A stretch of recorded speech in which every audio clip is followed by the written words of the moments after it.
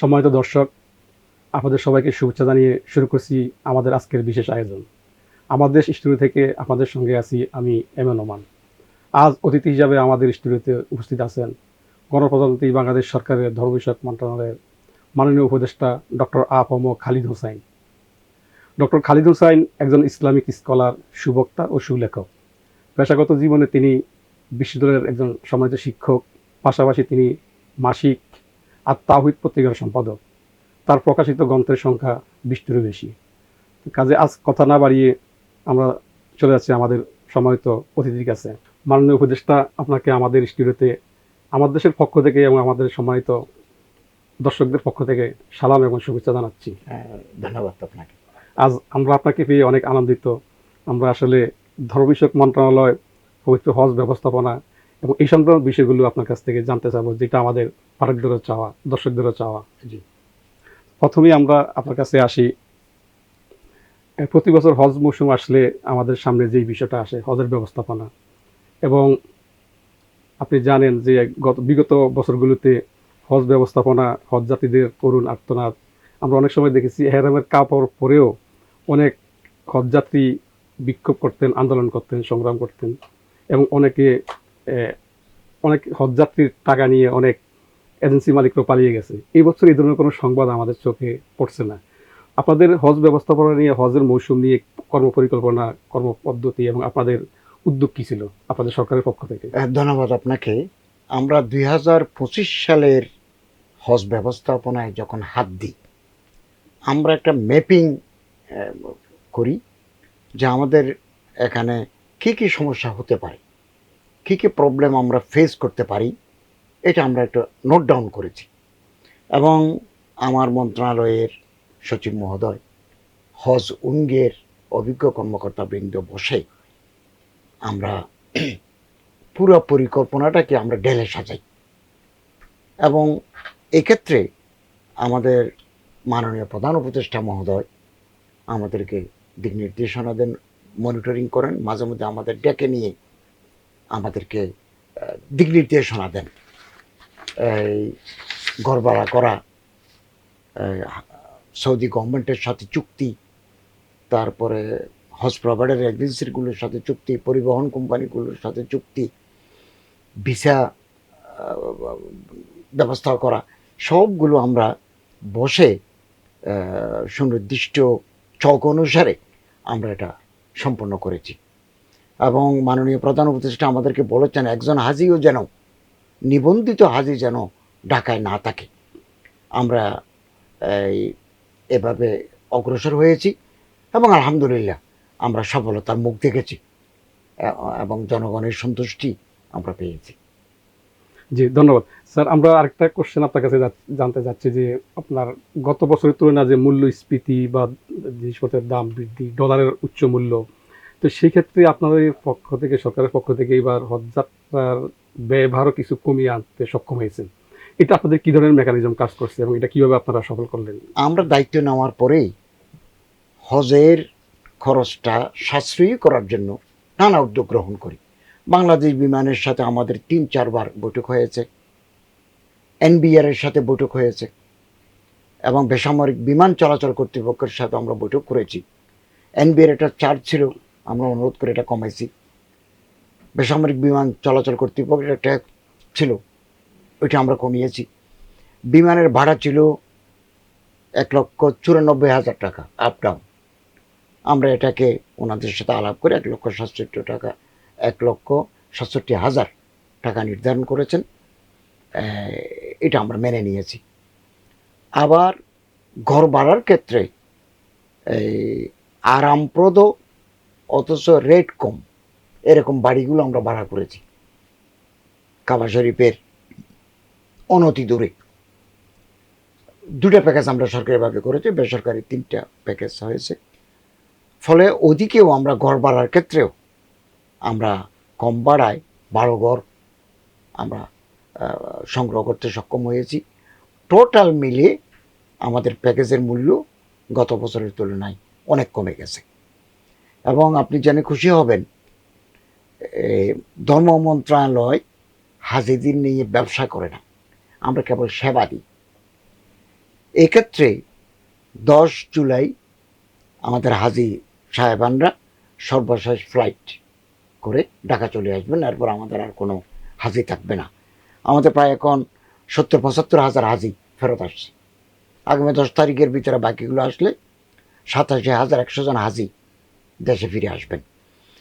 এবং আমরা হিসেব করে দেখেছি আমাদের কিছু টাকা সারপ্লাস রয়ে গেছে, এগুলো আমরা হাজি সাহেবদেরকে ফেরত দিতে সক্ষম হব, তাদের অ্যাকাউন্টেই আমরা এই টাকাগুলো পৌঁছে দেব। তো অবশ্যই একটা বিরল, জি মানে আমাদের দৃষ্টিতে আর কি আমরা যতটুকু জানি যে এটা অত্যন্ত একটা নজিরবিহীন ঘটনা জি। যে হজ যাত্রীদেরকে আবার টাকা আপনারা ফেরত দিচ্ছেন হাজি সাহেবদের। জি স্যার আরেকটা একই সঙ্গে আরেকটা জিনিস আপনাকে একটু স্মরণ করিয়ে দিচ্ছি যে ওমরা নিয়েও একটা সিন্ডিকেট বা একটা সিন্ডিকেশন তৈরি হয় প্রতি বছর ওমরা টিকিট নিয়ে, কালোবাজারি নিয়ে। বা আমাদের দেশের মানুষ তো মূলত একটু ধর্মপ্রাণ, একটু সুযোগ পেলেই ওমরাতে গিয়ে কিছু সময় কাটিয়ে আসার একটা আগ্রহ রয়েছে। তো সেক্ষেত্রে আপনাদের সরকারের উদ্যোগটা কি ছিল? এবং ইতিপূর্বে একটা নিউজও দেখেছি যে আপনারা ওমরা সিন্ডিকেটটা ভাঙার জন্য একটা উদ্যোগ নিয়েছেন, চেষ্টাও করেছেন, সেক্ষেত্রে কতটুকু সফল আচ্ছা, হয়েছে? আমি আপনাকে জি, please। বলি, জি। উমরা সিস্টেমটা, উমরার এই যে প্রক্রিয়া, এখানে ধর্ম মন্ত্রণালয়ের সম্পৃক্ততা নেই। হজেরটা আছে, হজেরটা আমরা ব্যবস্থা করি, বেসরকারি এজেন্সিগুলো আমাদের আন্ডারে। উমরাটা এখন যে কোনো ব্যক্তি একটা চায়ের দোকানে, একটা মুদির দোকানে বসে উনি মোফা অথবা ভিসা বের করতে পারেন, বের করে উনি টিকিট কেটে চলে যেতে পারেন। কোনো এজেন্সিরও দরকার নাই, ধর্ম মন্ত্রণালয়কে অবহিত করার দরকার নেই। এভাবে এখনই উমরার ভিসা চালু হয়ে গেছে, এখনও হাজি সাহেবানরা ফিরে আসেন নাই, কিন্তু 10 তারিখ থেকে হওয়ার কথা ছিল। আমি আজকে হাবের সভাপতি সেক্রেটারি মহোদয় আমার সাথে দেখা করেছে, ওনারা আমার জানালেন যে হাজিরা অলরেডি উমরা যাত্রীরা মক্কা শরীফে যাওয়া শুরু করেছে। তো আমাদের কাছে কোনো রেকর্ড নেই কারা যাচ্ছেন। ফলে হয়েছে কি, সৌদি আরবে গিয়ে যদি কেউ কোনো অপরাধের সাথে যুক্ত হয়, দায়ী করে সৌদি গভর্নমেন্ট বাংলাদেশকে, আহত হয়, নিহত হয়, সেন্সলেস হয়ে পড়ে গেল, পকেটের ভিতরে বাংলাদেশের পাসপোর্ট, হজ মিশনে ফোন করে যে তোমাদের লোক একটা পড়ে আছে, আমাদের কোনো লাইবিলিটিস নাই, কিন্তু দায়ভার আমাদের বহন করতে হয়। এই জন্য আমরা আজকে একটু চিন্তা করেছি, এটা সৌদি গভর্নমেন্টের গ্লোবাল তাদের একটা ডিসিশন, তারা মানুষ যাতে ফ্রিলি উমরা করতে পারে, কোনো এজেন্সির প্রয়োজন না হয়। কিন্তু কতজন উমরা যাত্রী প্রতি বছর বাংলাদেশ থেকে যায় এই পরিসংখ্যান ধর্ম মন্ত্রণালয়ের কাছে নাই। অসুবিধা হয় কি, অনেক সময় অনেক রোহিঙ্গা অথবা আইনসিদ্ধ নয় এমন ব্যক্তি, বিদেশ সফর আইনসিদ্ধ নয় এমন ব্যক্তি উমরা ভিসা নিয়ে সৌদি আরব চলে যাচ্ছে। 2, ওখানে গিয়ে অনেকে থেকে যায় বা কেউ কেউ অপরাধের সাথে যুক্ত হয়, দায়ভার বাংলাদেশকে নিতে হয়। এই জন্য আমরা চাচ্ছি যে এই এয়ারপোর্ট দিয়ে যখন উমরা যাত্রী ক্রস করে, এগুলো নিয়ন্ত্রণ করে এসবি ইমিগ্রেশন, তাদের সাথে আমরা কথা বলবো, অফিসারদের সাথে কথা বলে ধর্ম মন্ত্রণালয়ের পারমিশন ছাড়া, ক্লিয়ারেন্স ছাড়া কেউ যেন ওমরা করতে যেতে না পারে। আমাদের কাছ থেকে ক্লিয়ারেন্স, আমরা এই ক্লিয়ারেন্স দেওয়ার সময় দেখব ওনার কি বিরুদ্ধে কোনো অভিযোগ আছে কিনা, শারীরিকভাবে উনি সুস্থ কিনা। শারীরিকভাবে অসুস্থ অনেক মানুষ সেখানে যায়, এবার হজেও এরকম গেছে, 2 পা নাই, হজ করতে গেছে, পা 2টাতেই মারাত্মক চর্মরোগ, হাঁটতে পারেন না, উনি হজে গেছেন। এগুলো নিয়ে আমাদের বিব্রত হতে হয়। তো এটা যদি আমরা পারি, তাহলে আমাদের কাছে একটা হিসাব থাকবে যে এবছর এতজন হাজি গেছেন এবং এই হাজি গেছেন, এত নম্বর হাজির টিকিট। এটা যদি করতে পারি, তাহলে এটা জবাবদিহি থাকবে এবং আমরাও জানবো 1 বছরে কতজন হাজি ওখানে যায়, তাদের ডাটা আমাদের কাছে থাকবে। যেমন এবছর প্রায় 40 জনের মতো হাজি মারা গেছেন, প্রত্যেকের ছবি আছে, বাড়ির ঠিকানা আছে, এবং এটা ডাটাবেজের কারণে হয়েছে। একটা মানুষ হারিয়ে গেছে, অনেক লোক হারিয়ে গেছে, আমরা এগুলো সন্ধান করে বের করেছি।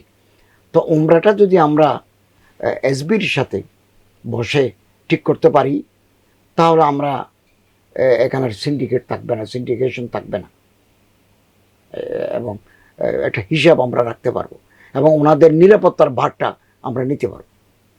আর না হলেও ওখানে গিয়ে যদি কোনো অপরাধে যুক্ত হয়, এর জন্য আমাদের দায়িত্ব থাকে না, কারণ আমি তো তাকে আনি নাই এখানে। স্যার, আপনাকে যেহেতু আমরা পেয়েছি, আর দুই একটা বিষয় আমরা একটু আসলে পরিষ্কার হয়ে নেই। আমরা একটা মুসলিম সংখ্যাগরিষ্ঠ দেশ বাংলাদেশ, স্বাভাবিকভাবে আমরা ধর্মমন্ত্রণালয়ে যিনি আসেন আমরা মনে করি যে তিনি মুসলমানদের মন্ত্রী বা উপদেষ্টা। আপনি সবার উপদেষ্টা হতে পেরেছেন কিনা? সবার মানে সব ধর্মের? সব ধর্মের, সব আচ্ছা, মতের, মানে সব ধর্মের অনুসারী তো। সুন্দর সুন্দর প্রশ্ন করেছেন। জি। আমার মন্ত্রণালয়ের অধীনে, ধর্ম মন্ত্রণালয়ের অধীনে হিন্দু কল্যাণ ট্রাস্ট, বৌদ্ধ কল্যাণ ট্রাস্ট, খ্রিস্টান কল্যাণ ট্রাস্ট, ইমাম মজিন কল্যাণ ট্রাস্ট, 4টা ট্রাস্ট আছে। এই ট্রাস্টের সদস্যগণ চিফ অ্যাডভাইজার কর্তৃক মনোনীত। পদাধিকার বলে আমি চেয়ারম্যান, ওই ইমাম মজিন কল্যাণ ট্রাস্টের চেয়ারম্যান, আমার সচিব, বাকি 3টে আমি চেয়ারম্যান। ওখানে টাকা বরাদ্দ থাকে, গভর্নমেন্ট থেকে টাকা বরাদ্দ থাকে, ওখানে একটা কমিটি আছে, অর্গানোগ্রাম আছে, নিয়ম কানুন আছে। আমরা বারবার তাদের সাথে বসি, টাইম টু টাইম আমরা বসি, সিদ্ধান্ত নিই। মন্দির, পেগোড়া, চার্চেস, কবরস্থান, সিমেট্রি, শ্মশানের জন্য যে বরাদ্দ আছে, এগুলো তাদের সাথে পরামর্শ করে আমরা বিতরণ করি। এবং আমি কোনো সফরে যদি সুযোগ পাই, যেহেতু আমি তাদেরও উপদেষ্টা, আমি একটা মসজিদ ভিজিট করতে গেলেও আমার যদি সুযোগ থাকে, আমি একটা মন্দির, একটা প্যাগোডা, ওইটাও আমি ভিজিট করি। যেমন আমি কালকে কক্সবাজার যাব, খুব আর্লি যাব। ওখানে একটা মাদ্রাসার অ্যারাবিক কোর্স হবে, সৌদি আরবের ইউনিভার্সিটিতে ভর্তি হওয়ার জন্য, Arabic language and literature course ওখানে উদ্বোধন করব। এবং এরপরে আমি হিন্দু কল্যাণ ট্রাস্টের অধীনে পরিচালিত একটা বয়স্ক শিক্ষা কেন্দ্র আমি পরিদর্শন করব এই কক্সবাজারে। এরপরে আমি ওয়াকফ আমাদের আন্ডারে, আমি ওয়াকফ প্রশাসকও যাবেন কক্সবাজার, আমাদের যে পরিদর্শকরা আছেন তাদের সাথে বসে ওয়াকফের ব্যবস্থাপনার সার্বিক খোঁজখবর রাখব। কিছুদিন আগে আমি রাজশাহী গেছি, রাজশাহী বিমানবন্দর থেকে নেমে আমি একটা চার্চে গেছি, উত্তম মেষ পালক ক্যাথিড্রাল। তারা আমার দাওয়াত দেন নাই, নিমন্ত্রণ করেন নাই, আমি নিজের পক্ষ থেকে গেছি যেহেতু আমি তাদের, এবং তারা খুব খুশি হয়েছেন। এবং তাদের সেমেট্রি দেখলাম, একটা একটা অংশে মাটি নিচে। তখন ডিসি মহোদয়কে বললাম যে আপনি জিআর দিয়ে এই সেমেট্রিটা আগে ওই সমান করে দেবেন, আর আমার মন্ত্রণালয়ে একটা অনুদান আছে, এটা আমি এখানে দেবো, দিছেন। ওই ক্যাথিড্রালের যিনি পুরোহিত আছে আজকে, তিনি আমার কাছে সালাম পাঠিয়েছেন, আবার আমাকে দাওয়াত দিয়েছেন। তো হিন্দু, বৌদ্ধ, খ্রিস্টান চার্চের মাধ্যমে, ট্রাস্টের মাধ্যমে আমি সেবা দিয়ে যাচ্ছি। এবং তারা, আমি মনে করি তারা আমার পছন্দ করেন। কেন জানেন? এত স্বাধীনতার 54 বছরের মধ্যে বৌদ্ধদের ঢাকা শহরে সমাহিত করার জন্য তাদের কোনো শ্মশান ছিল না। তার একটা লাশ, কেউ মারা গেলে এই লাশ নিয়ে তাদের দৌড়াতে হয়, কারো বাড়ির আঙ্গিনায়, অথবা কোনো তাদের ব্যক্তিগত পারিবারিক শ্মশানে গিয়ে দাহ করতে হয়। তাদের 2টা পদ্ধতি, একটা দাহ করা, একটা কবর দেওয়া, সমাহিত করা। এবার প্রধান উপদেষ্টার নির্দেশে ওই যে রাজুকের সহায়তায়, গৃহায়ন গণপূর্ত মন্ত্রণালয়ের সহায়তায় আমরা তাদেরকে উত্তরার ওই পাশে প্রায় 23 শতক 24 শতকের মতো জায়গা আমরা দিয়েছি, হস্তান্তর করেছি। উদ্বোধনী অনুষ্ঠানে আমি উপস্থিত ছিলাম। এবং রাজুকের একটা প্লট উত্তরার ওদিকে তারা একটা আইকনিক প্যাগোডা করবেন, এর জন্য আমরা জায়গা দিয়েছি। এবং ওখানে একটা মহাপরিকল্পনা আমরা গ্রহণ করছি, যাতে করে ঢাকার বুকে বৌদ্ধদের জন্য একটা international pagoda and cultural centre হতে পারে। এবং আপনি জেনে আরও খুশি হবেন, নেপালের লুম্বিনী, এটা কপিলাবস্তুর কাছে, ওখানে নেপাল গভর্নমেন্ট আমাদেরকে বলল, আপনাদের দেশে বহুদিন বৌদ্ধদের শাসন ছিল, বৌদ্ধদের অনেক কীর্তি সংস্কৃতি আপনাদের দেশে আছে, আপনার ইচ্ছে করলে আপনাদের কালচারটা এখানে একটা বিল্ডিং করে, একটা সেন্টার করে তুলে ধরতে পারে। তারা আমাদেরকে জায়গা দিল লুম্বিনীতে, এবং আমরা ওখানে প্রায় 66 কোটি টাকা বরাদ্দ করেছি, একনেকে পাস করেছি, প্রজেক্ট ডাইরেক্টর নিয়োগ করেছি, যে মধ্যে কাজ শুরু হবে। এখানে পৃথিবীর 18টা দেশ এ পর্যন্ত তারা কালচারাল সেন্টার করেছে, আমরাও এটা করতে যাচ্ছি। ফলে এবং মন্ত্রণালয়ের আর্থিক সহযোগিতায়, তীর্থযাত্রীদের নিজেদের অর্থায়ন এবং আমাদের সহযোগিতায় আমরা বেশ কয়েকজন, প্রায় 40 জন 60 জনের মতো তীর্থযাত্রীকে আমরা হিন্দু তীর্থযাত্রীকে বাইরে পাঠিয়েছি এবং তাদের সাথে দৈনন্দিন কর্মকাণ্ডে আমরা যুক্ত। এবং আমি গোদাগাড়ি শ্রী গৌরাঙ্গ মন্দিরে ভিজিট করেছি। 400 দুস্থ পরিবারকে আমি খাবার দিয়েছি, শুকনো খাবার, চাল ডাল নুন মরিচ এগুলো দিয়েছি। এবং দুর্গা মন্দিরেও দিয়েছি, পাশে একটা মসজিদ ছিল, মসজিদ চত্বরে গরিব মানুষকে দিয়েছি। আমি সবসময় এটা তো মুসলমান অধ্যুষিত দেশ, 91.4% মানুষ মুসলমান, মানে প্রিডমিনেটলি আর মুসলিমস, তো মুসলমানদের সংখ্যা নিশ্চয়ই বেশি থাকবে। কিন্তু এখানে হিন্দু আছে, বৌদ্ধ আছে, খ্রিস্টান আছে, বিভিন্ন নৃতাত্ত্বিক গোষ্ঠী আছে। আমি পার্বতী চট্টগ্রামের উপদেষ্টাকে কিছু ফর্ম দিয়েছি যে আপনি এভাবে দেন, আমি তার বরাদ্দ দেব। এবং অনেক সময় আমি যাওয়ার পথে গাড়ি দাঁড় করাই, একটা মন্দিরে ঢুকি, কেমন আছো তোমরা? তারা অনেকে বলে যে আমরা তো জীবনে কোনোদিন কোনো উপদেষ্টা মন্ত্রীকে আমাদের এখানে দেখি নাই, এবং তাদেরকে সাহায্য করার চেষ্টা করি। এটা তো ট্রাস্টের মাধ্যমে। আবার মন্ত্রণালয়ের একটা অনুদান শাখা আছে, ওখান থেকে আমরা মসজিদ, মাদ্রাসা, কবরস্থান, দুস্থ, তারপরে এই শ্মশান, এগুলোর জন্য অনুদান শাখা থেকেও দিই, ট্রাস্ট থেকেও দিই, অনুদান শাখা থেকেও দিই। এবং এভাবে করে আমরা তাদের পাশে দাঁড়াতে চেয়েছি সব সময়। এবং আমি বলেছি যে কোনো অসুবিধার কথা আমাকে জানালে আমাদের সামর্থ্যের ভিতরে যতটুকু করার সমস্যাটা আমরা করব। স্যার, অনুদানের ক্ষেত্রে মানে মানে বিগত সরকারের সময়টা যদি আমরা বিবেচনা করি আর আপনাদের সরকারের সময় তারতম্য, বা আপনাদের এই সময়ে এসে তাদের প্রাপ্তির ক্ষেত্রে কোনো কি আগে থেকে কমছে না বাড়ছে নাকি সমান আছে? আচ্ছা, আমি বলি, কোনো ডাটা? না ডাটা আছে, আমি বলি অনুদানটা আগে উপদেষ্টা বা মন্ত্রী ইচ্ছে করলে বা সচিব ইচ্ছে করলে তিনি নগদ দিতে পারতেন। এটা মন্ত্রণালয় এখন ডিজিটালাইজ করে ফেলছে, অপচয় অথবা টাকা যাতে ব্যাহাত না হয়। এবং আমরা একটা ফর্ম করেছি, ফর্মের আবার কালার করেছি।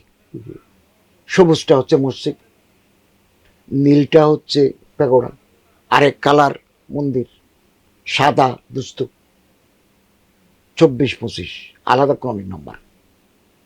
এই 1 জুলাই থেকে নতুন অর্থ বছর শুরু হয়েছে, 25-26, আমরা আবার ফর্ম ছাপবো, কালার চেঞ্জ করে দেব।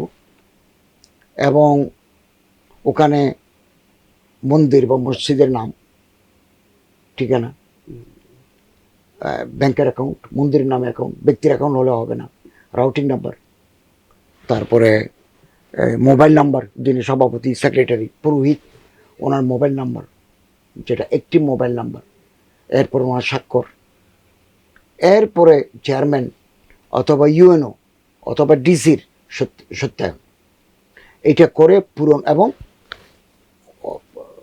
সেক্রেটারি অথবা পুরোহিতের ন্যাশনাল আইডি কার্ডের ছবি, ব্যাংকের অ্যাকাউন্টের একটা স্টেটমেন্ট, ব্যাংকের অ্যাকাউন্টে আপনার 1000 টাকা থাকলে তাকে কোনো আপত্তি নেই, কিন্তু স্টেটমেন্ট আমি পেলাম। এই দুটো জিনিস আমাদের যোগ করে দিলে আমরা একটা বরাদ্দ দিই। এই বরাদ্দটা আমাদের সংশ্লিষ্ট শাখা চেকিং করে আইবাসের মাধ্যমে ওই মন্দির, মসজিদ, মাদ্রাসা, এতিমখানার অ্যাকাউন্টে চলে যায়। এখানে মাঝখানে কেউ ধরার সুযোগ নেই, অ্যাকাউন্টে চলে যাবে। কোনো কারণে না গেলে ফেরত আসবে, আবার আমরা কারেকশন করে দিলে আবার যাবে। ফলে এটা জবাবদিহি, স্বচ্ছতা বিরাজ করছে। এবং আগামী দিনে এটাকে আমরা আরও ট্রান্সপারেন্ট করব। যেমন পঞ্চগড়, লালমনিরহাট, রংপুর, একজনে বলল যে এখানে একটা মাদ্রাসা আছে অথবা একটা মন্দির আছে, আমি তো চোখে দেখিনি, ওরা বিশ্বাস করে দিলাম, আদৌ আছে কিনা। স্টাম্প এখন তো বানাতে পারে, 2 জন উপদেষ্টার স্বাক্ষর এবং স্টাম্প জালিয়াত করে মসজিদের জন্য ফর্ম জমা দিয়েছে। আমার কেন জানি সন্দেহ হইলো, কারণ আমরা তো উপদেষ্টাগুলোর সাথে পরিচিত, একসাথে বসি, একসাথে ডিসিশন নিই, তার লেখার সাথে আমরা অনেকে পরিচিত, ওরা তো আমাদের কলিগ। আমার সন্দেহ হওয়ার পরে আমি দুজন উপদেষ্টাকে ফোন দিলাম পরপর, বলবো না এটা আমি স্ক্যান করে দিলাম যে এটা আপনাদের স্বাক্ষর কিনা, সর্বোচ্চ অনুদান দেওয়ার জন্য সুপারিশ করা গেল, বলবো না, মানুষের জালিয়াত আছে। তা আমরা আগামীবার যে সমস্ত প্রতিষ্ঠানগুলো বা ব্যক্তিকে আমরা চিনি অথবা বিশ্বস্ত কোনো মানুষ চিনে, আমার কোনো ডিসি চিনেন, ইউনো চিনেন, একজন সাংবাদিক, প্রতিষ্ঠিত সাংবাদিক, উনি যদি বলেন যে এটা আমার বাড়ির মসজিদ, আমি এটা বিশ্বাস করব। কিন্তু আমি এমনি ফর্ম দেব না, এবং ফর্ম দেওয়ার সময় স্বাক্ষর থাকবে এই ফর্ম ইস্যুকারীকে। এমন অনেক ফর্ম আছে আমি নিজেও জানি না, বরাদ্দ আমাকে দিতে হয়, কিন্তু আমি জানি না যে এই ফর্মটা কার, কোথা থেকে তুমি পেলে। ওখানে স্টাম্প সহ নিশ্চিত থাকবে, স্বাক্ষর থাকবে। এতে যদি আমি টাকা সবগুলো বিতরণ করতে নাও পারি, আমি টাকা ফেরত দেবো। ফেরত দেওয়ার অর্থ এই নয় যে ব্যর্থ, ফেরত দেওয়ার অর্থে গভর্নমেন্টের টাকায় সাশ্রয় করতে পেরেছি, জলে ডালি দিই নাই। এটা আমরা করব। আপনি জেনে খুশি হবেন, আজকে আমি ওয়াকফের প্রশাসকের সাথে বসেছি, কমপ্লিকেটেড। আমি বলেছি আমরা কোনো সময় আইন এবং বিধির বাইরে যাব না। আমরা কারো যদি ফেভার করতে হয় উইদিন দি লিগেল ফ্রেমওয়ার্ক আমরা এটা করব, এবং অন্যায়ভাবে কারো সুপারিশ মতে আমরা ডিসিশন নেব না, এটা আমরা বলেছি। তো আমরা মোটামুটি আমার মন্ত্রণালয়ের উইংগুলো আছে, স্বচ্ছতা বিধানের জন্য আমরা চেষ্টা করছি। স্যার আরেকটা বিষয় আসছে যে স্যার আমরা অনেক সময় বিভিন্ন বিষয়ে কথা বলতে গেলে আমরা রেফারেন্স দিই সিঙ্গাপুরের মতো উন্নয়ন, মালয়েশিয়ার মতো ডেভেলপমেন্ট, এই সমস্ত বিষয়গুলো আমরা নিয়ে আসছি স্যার। মালয়েশিয়াতে যদি আমরা একটু চিন্তা করি, দেখি যে সেখানে 3টা নেশন, চাইনিজ, মালয়ান, মুসলিম, এবং একটা হিন্দু কমিউনিটিও আছে সেখানে, সম্ভবত তামিল, এবং তাদের মধ্যে যে আসলে সাংস্কৃতিক মানে একটা দূরত্ব গ্যাপ থাকলেও তাদের দেশপ্রেমের ক্ষেত্রে, জাতির ক্ষেত্রে যে মালয়েশিয়ান মানে প্রত্যেকে ওন করে যে দেশটা আমার, তো এই ধরনের সাম্প্রদায়িক সম্প্রীতি তাদের মধ্যে বিরাজমান বলেই উন্নয়ন এই ব্যাপারে। স্যার আপনার ধর্ম মন্ত্রণালয় এই সাম্প্রদায়িক সম্প্রীতি বলি বা আমাদের একটা আন্তর্ধর্মীয় ডায়ালগ, সবার মধ্যে যে সৌহার্দ্যপূর্ণ অবস্থান আমরা বসবাসের ক্ষেত্রে, আমাদের অনেক ফ্রেন্ড আছে, সহকর্মী আছে হিন্দু কমিউনিটির বা অন্য ধর্মের, এই যে আমাদের মধ্যে কিন্তু আমাদের সুন্দর আমরা কাজ করছি অফিসে, আমাদের হিন্দু যারা সহকর্মী আছে তাদের সঙ্গে। কিন্তু স্যার এই যে জাতীয়ভাবে রাষ্ট্রীয়, আপনাদের তো রাজনৈতিকভাবে কোনো লায়াবিলিটি নাই, আপনারা 100% দেশের জনগণের মানে ম্যান্ডেট নিয়ে আপনারা রাষ্ট্র পরিচালনা করছেন, এই ধরনের কোনো উদ্যোগ কি আপনার মন্ত্রণালয় বা সরকার না, আমরা দায়িত্ব নেওয়ার পরে স্যার আপনি যেটা বললেন, এই যে সাম্প্রদায়িক সৌহার্দ্য সম্প্রীতির অনেক মিটিং করেছি, একসাথে বসেছি, অনেক কর্মশালা করেছি, এমনকি এই দিন মন্দিরভিত্তিক শিশু গণশিক্ষার যে আছে জাতীয় কর্মশালাও করেছি। এবং আমি সব জায়গায় এই দেশটা আমাদের সবার, একটা বাগানের ভিতরে যেমন নানা ধরনের, নানা বর্ণের, নানা সুবাসের ফুল থাকে, একটা দেশেও এটা প্লুরাল সোসাইটি, এটা মাল্টিকালচারাল সোসাইটি। তো অতএব আমরা হিন্দু, বৌদ্ধ, খ্রিস্টান, তারপরে সাঁওতাল, ক্ষুদ্র নৃগোষ্ঠী, এরা আমাদের দেশেরই অংশ, এবং এই রাষ্ট্রের যত উন্নতি, অগ্রগতি, যত সংগ্রাম, সবার পিছনে বিভিন্ন জাতিগোষ্ঠীর অবদান আছে। এটা আমরা ফোকাস করছি, এটা আমার সৌহার্দ্যে সম্পৃক্তির একটা আবহ যাতে তৈরি হয় আমরা চেষ্টা করে যাচ্ছি, এবং তারাও আমাদেরকে সহযোগিতা করছে। এ পর্যন্ত কোনো বিরোধ হয় নাই, এবং ধর্ম মন্ত্রণালয়ের সমস্ত উদ্যোগকে তারা সমর্থন জানাচ্ছে।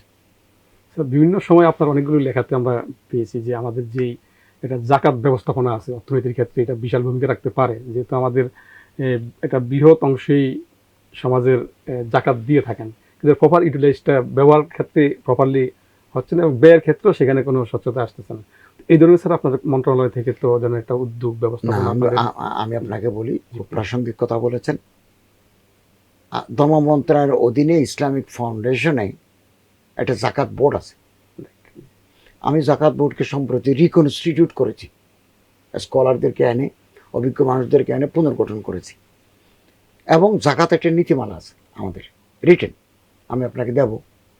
জাকাত, শরীয়তে জাকাতের কি বিধান, জাকাতের অর্থ কোথায় খরচ করব, জাকাতের অর্থ কিভাবে আহরণ করব, কিভাবে বিতরণ করব, ইসলামী ফাউন্ডেশনের কি কাজ, আমরা একটা ছোট বুকলেট করেছি।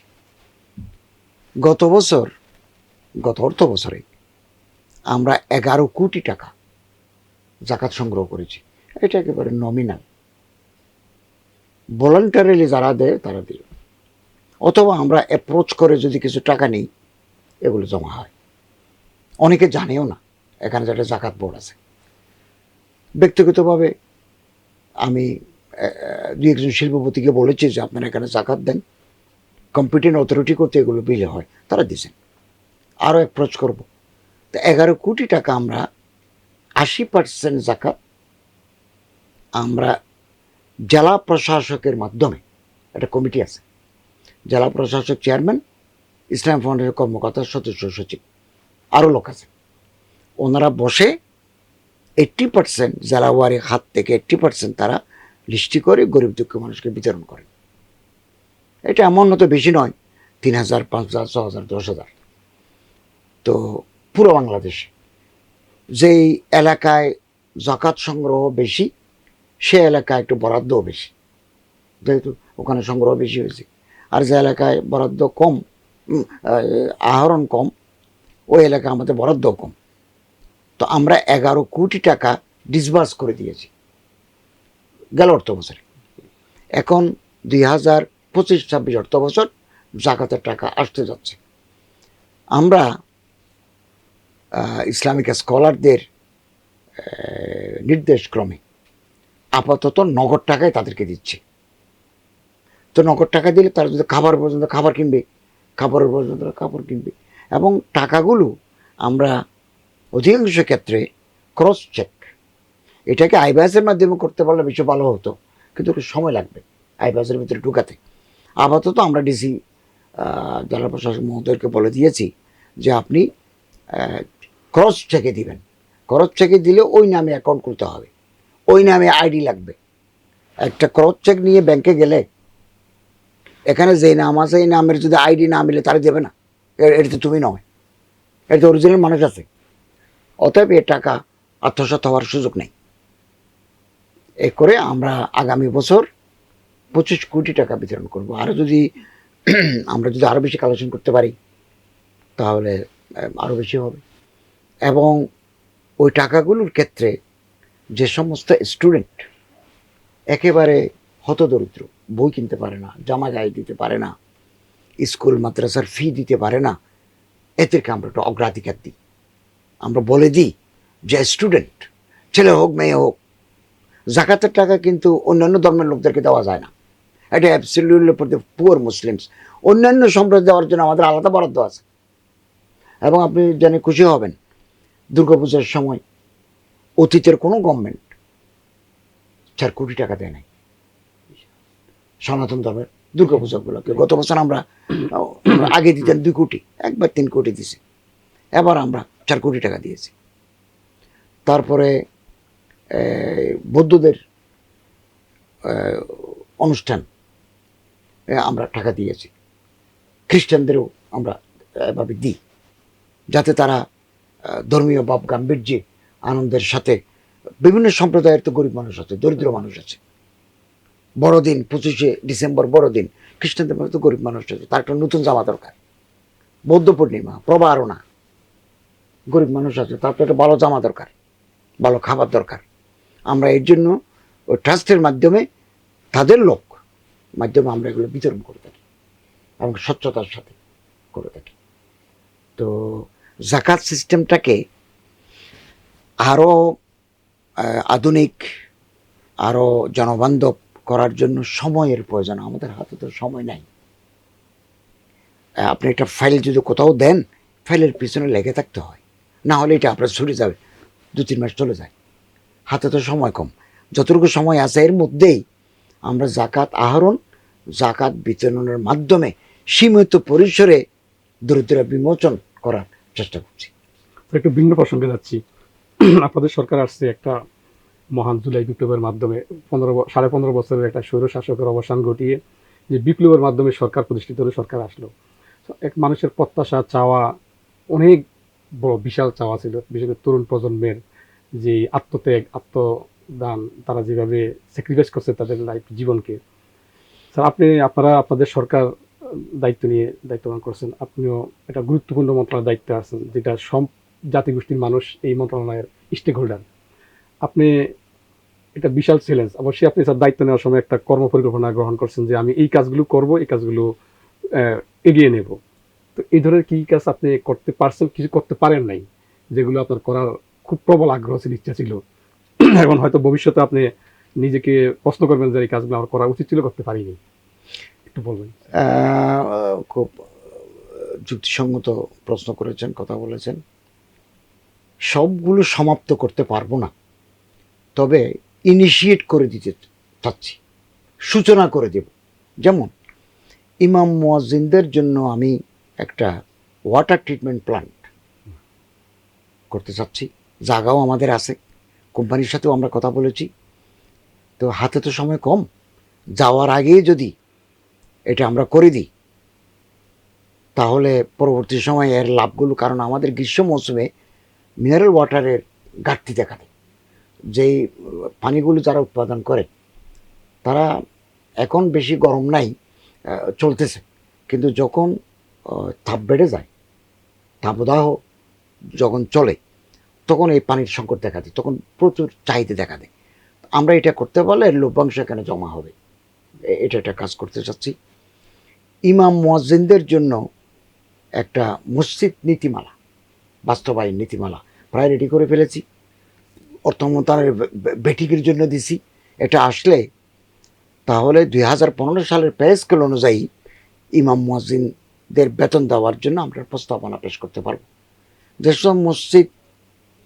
যেসব মসজিদ সরকারি, আধা সরকারি, স্বায়ত্তশাসিত, এগুলো অ্যাকর্ডিং টু পে স্কেল তারা সুযোগ সুবিধা পাবেন। ওয়াকফের আন্ডারে যেসব মসজিদ, এটা তারা দিতে বাধ্য হবেন, ওয়াকফ তো আমাদের আন্ডারে। আর বাকি যে বেসরকারি মসজিদ আছে, ম্যাক্সিমাম বেসরকারি, 2.5-3 লক্ষ মসজিদের ভিতরে ম্যাক্সিমাম, এদেরকে আমরা চিন্তা করছি যে ডিসি, এসপিকে, ইউনো সাহেবকে আমরা সম্পৃক্ত করব। মসজিদের আয় যদি বৃদ্ধি পায়, সচ্ছল হয় মসজিদ, তাহলে ইমাম মুয়াজ্জিনকে তিনি অ্যাকর্ডিং টু পে স্কেল দিতে কমিটিকে অনুরোধ করবে। আর যদি মসজিদেরই আর্থিক অবস্থা ভালো না থাকে, পে স্কেল দিবে কেউ, যা দেয় তা মানতে হবে। কিন্তু বহু মসজিদ এমন আছে যাদের আর্থিক অবস্থা খুব সচ্ছল, কিন্তু তারা ইমাম মুয়াজ্জিনকে কাঙ্ক্ষিত মাত্রায় বেতন দিতে চায় না, এটা আমরা নিশ্চিত করব। আর ইমাম যদি নিয়োগ পায়, তাকে এই পরনের কাপড়ে বিজয়, এক কাপড়ে বিজয় করে দেওয়ার যে সংস্কৃতি, এটাও আমরা আইনগতভাবে বন্ধ করে দিতে চাই। ওনার বিরুদ্ধে অভিযোগ থাকলে ওনাকে আত্মপক্ষ সমর্থনের সুযোগ দিতে হবে। ইমাম সাহেব, খাদেম সাহেব, মুয়াজ্জিন সাহেব, তারপরে কমিটি হবে, তারপর ওনারা ডিসিশন নিয়ে ব্যবস্থা নেবেন। আজকে থেকে চলে যাও, অথবা আজকে থেকে এখানে পড়াও উইদাউট এন ইন্টারভিউ, এটা হবে না। আমরা এটা নিয়ম শৃঙ্খলার ভিতরে এটাগুলো করতে চাচ্ছি, এবং এই পুরোপুরি বাস্তবায়ন করতে না পারলেও অন্তত একটা সূচনাটা আমরা করে দিতে চাই। এটাও কম নয়, যতটুকু আমরা করতে পারবো, করতে চাচ্ছি। ধন্যবাদ মাননীয় উপদেষ্টা আপনাকে, আপনি অনেক মূল্যবান সময় আমাদেরকে এখানে দিয়েছেন কাজের ব্যস্ততার মধ্যে দিয়েও। আপনাকে আমাদের দর্শকদের পক্ষ থেকে, আমার দেশ কর্তৃপক্ষের পক্ষ থেকে আপনাকে আবারও ধন্যবাদ এবং কৃতজ্ঞতা জানাচ্ছি। ধন্যবাদ।